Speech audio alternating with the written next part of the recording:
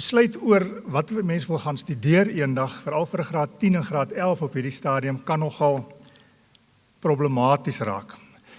I think if you look at that picture there, then sometimes people who need, or learners who need to decide what they want to do after matric can look a little bit like that small cat. And maybe some of the parents also, because it's quite a big decision to take. And if you look at all the institutions nowadays, the competitiveness of the market outside there, you want to be in a career where you're going to be happy, then it's quite a difficult decision and something that you can't take up lightly. En ek wil vanaand probeer om deur middel van 'n paar stappe, veral ook vir die graad 10s en 11s, net so 'n bietjie leiding te gee oor goeters wat prakties is en ek dink wat 'n ou moet in aanmerking neem wanneer mense uiteindelik nou daardie besluite moet begin maak. I think the first thing that we need to know, and that I would like to also remember you grade 11 and grade 10 learners, we at tertiary institutions, whether you are planning to study at a university of technology, the old technicons that we had, private colleges or technical colleges, we are looking for academic excellence. And if we talk about academic excellence, you just heard now numbers about people applying to university, and obviously your main selection will be based on academic achievement. So that's going to be your priority. So it's very important that you should perform to your potential, that you are the ability to achieve. I'm not talking, if I talk of academic excellence, we are not talking about geniuses. We are talking about people performing according to their ability and their potential. And I know, learners, I know you hear it from parents, you hear it from your teachers at this stage at school that you must study. That's unfortunately the truth. So please enjoy your school life, everything that goes with that, the social, the cultural, the sport, all those things, but get to your books. You really have got but one chance to get to a university or tertiary institution and to make a success of that. I think the point of departure would be to decide on a proper career that you would like to study one day. It's very easy to go through our admission requirement brochures and look at the different study programs and then see where you meet the requirements and make a pick out of that. But the important thing is to decide first on where would you like to see yourself after your studies. What do you want to do? And I think the parents here will also stress it to you that it's not good to be in a career one day where you are not happy. When you have to stand up in the morning and you don't want to go to work because you don't like that career, that is really not where you should be. And that is the biggest challenge, and I think the most difficult thing to make that choice about what career you would like to do. Because the moment you've made that decision, then it's simple to go back and say, right, I want to become a medical doctor, and now you go to the brochures and to the universities and all the institutions, you see what are the requirements, where am I going to study, and what am I going to do. We can assist from the university side with that assistance in making a career choice. There's different ways in our division. You can make appointments with our student advisors. We've got a interest questionnaire that we can do with you and give some guidance in this regard as to the field of interest and what careers we can expose you to. We also have a Department of Student Affairs on campus where you can come for a full day, do some psychometric test battery, and then they give you feedback also assisting you in making that choice. Obviously, you will also be guided by your parents, your school, your friends, etc. But I think the most important thing for me is, sometimes people have perceptions about careers. They don't know about all these careers, and they pick careers because of the wrong reasons. They pick it because they think they're going to make a lot of money, but they're not really interested in what they are going to do. Or they pick a career because they have a perception about that career. We often get it with people who want to study in the law, for instance, because they watch this TV series where that the lawyer is in the courtroom defending cases and he's at the end the hero.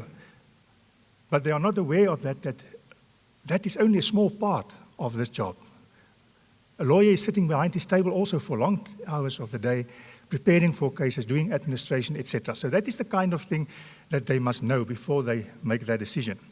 Once they've made now the decision of what they would like to become and what you are going to study, then it's important just to realize the technical things. To get into a tertiary institution, there's basically two sets of admission requirements that you must adhere to. The first set of criteria is from the Department of Education. And then the other set of admission requirements is faculty-specific or university-specific, because our requirements will differ from UJ, from Stellenbosch, from UCT, etc., and that is important why you should go and have a look also in the brochure that you will find in those goodie bags about all these programs that the University of Pretoria offers.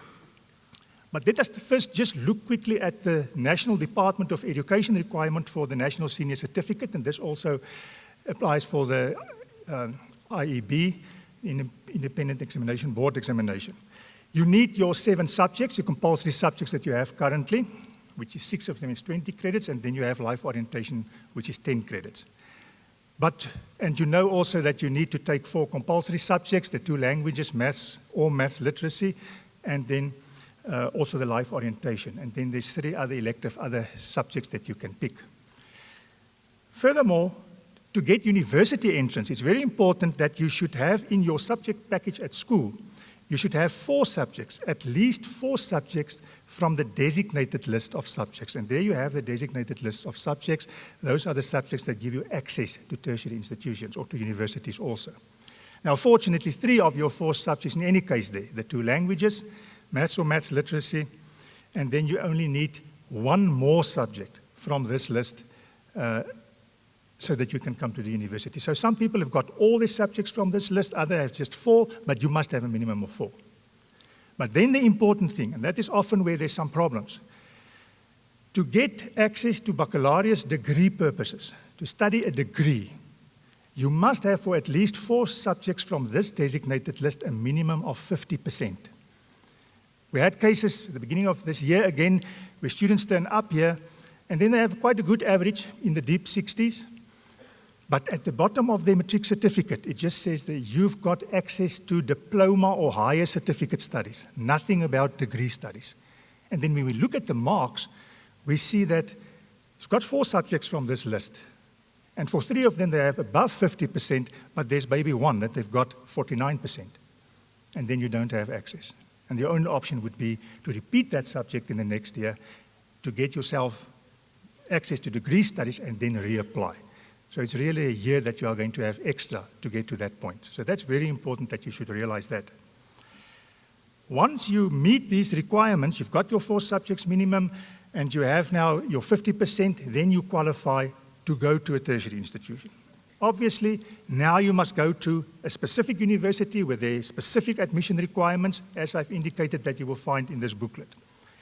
Now, normally, when you apply for a study program, there will be subject requirements. For engineering, for instance, they will tell you need mathematics on 70% average, and science, physical science, and your languages with their percentages that you need to have.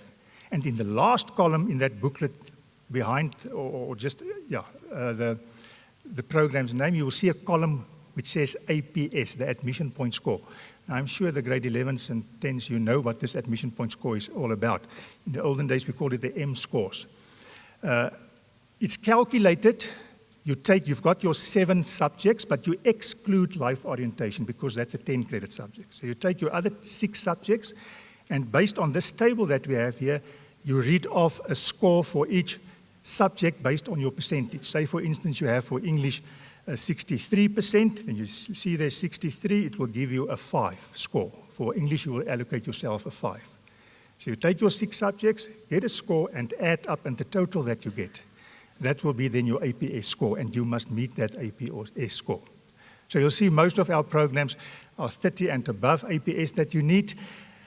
And the important thing is to qualify for that specific study program that you are interested in, you must meet all the requirements, all the subject requirements as well as the APS requirement. Because we often get the question from people and say, listen, you require 70 for maths, I've got 75.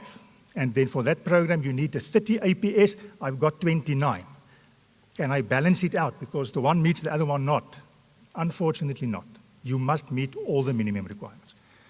The next question that we get then is, say for instance, I missed the APS with 1 score or the maths requirement with 2%, can't I study that program then anymore? No. You will see in most of our programs we have what we call extended programs and or 4-year programs where a 3-year degree program is stretched over 4 years, and there's a little bit lower admission requirements to give you access into that program. It will just take you a year longer. but Mrs. Meilweg will also speak about that.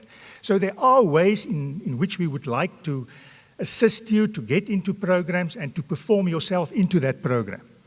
But I would also suggest that in such cases that you contact us, because it's individual things that we have to discuss with you and that we can give you guidance also in this regard. I just want to, before I go to our intake and the practical things around that, I just want to talk about quickly mathematics and mathematics literacy, because I know that's also a topic at schools that's sometimes creating some misunderstanding, etc. There are people, there are learners, they just don't like maths. And they're struggling with maths, and then they keep on with the maths. Because of a lot of influences also from outside. That's a fact. The other thing that is a fact, one day at an occasion like this, one of the parents told me, but his son will take mathematics because without mathematics he can do nothing. And then I said, no, that's fine, but you must just remember that with mathematics that he fails, he can also do nothing. So it's better to take mathematics literacy, if you can pass it, than to fail mathematics. And some people say you must go down from mathematics to mathematics literacy. That's not the case. You change between the two because it's two totally different subjects. Previously we had mathematics, higher grade and standard grade. Okay, there in a sense you can say go down. Here, mathematics is its own curriculum. Mathematical literacy is more a practical kind of thing with its own curriculum. But you must also know it's a fact that the moment you don't offer mathematics, then you will be penalized so that you cannot apply for certain study programs, like health sciences, like engineering programs, like the BSc natural science programs. But there are also a big variety of programs that you can still apply to. For instance, all our programs, or most of our programs, 99% of our programs in the Faculty of Humanities, education, theology, some IT programs, law, there's still a lot of programs that you can do with mathematics literacy. So the road doesn't end there if you don't have mathematics. And there I would really plead to the parents also to not put pressure on your child for this mathematics thing. The possibility that your child will in any case choose a program where mathematics is a crucial factor. If he doesn't like mathematics, I don't think it's very good. But that is just to give you a little bit guidance about that. I think at the schools also, there's a lot of guidance because normally the school look at your performance at the end of grade 10, for instance, and then they advise you whether you should stay on mathematics or whether you should move over then to mathematics literacy. Practical things, and this is more for the grade 11s. There's some stats. That was now for the 2014 intake. You heard about the number of applications that we received. Our shift at the universities now is there's a lot of applications, but we can only, from that 40,000, for instance, we can only take about 10,000 students every year, first-year students. So we are looking for quality among these applications rather than quantity. There's enough of them. So you will see that we've also got what we call selection programs, and we've got so-called open programs. The selection programs are the programs with earlier closing dates, like medicine, veterinary science. There's quite a number of them. You will also find them in the booklet. The only difference is that if you apply for a selection programs, which is a number-limited program, the faculty will wait for all the applications to come in. There's a certain process taking place, whether it can include interviews, tests that you have to write, etc. And then they make the selection, and then they fill up the program from the best until the program is full, and the rest will be on a waiting list. In open programs, they don't wait for all the applications to come in. As you apply and you meet the minimum requirement, you are provisionally placed in that study program. So the earlier you apply, obviously, the better, because the sooner you will hear and you will know that you are into that program. Obviously, and I think that is a very important thing, you are going to apply, if learners apply in grade 12, then they are going to use their grade 11 end exam result. Grade 11s, this exam, it's ahead now, it's the most important exam in your life, because you are going to apply with that exam marks, you are going to be selected on those marks, and you are going to be provisionally admitted. I say provisionally admitted because obviously at the end, your matric mark, final exam mark, must also meet the minimum requirement. So please don't relax. Don't think if you are in with your grade 11, you can now relax and just float through grade 12. It doesn't work like that.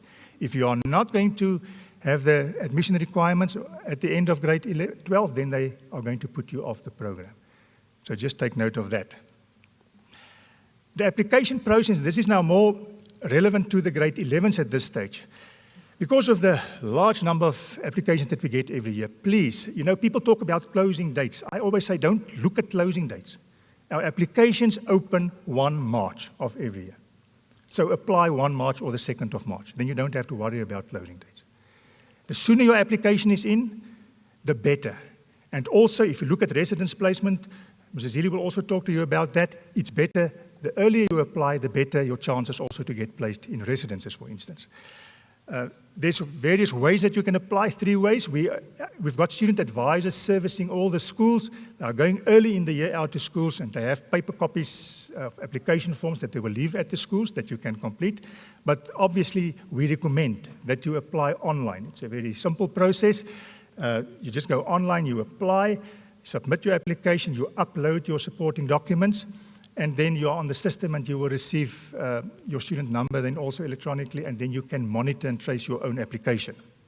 Then also online we have a form on the internet, on our web that you can download, obviously.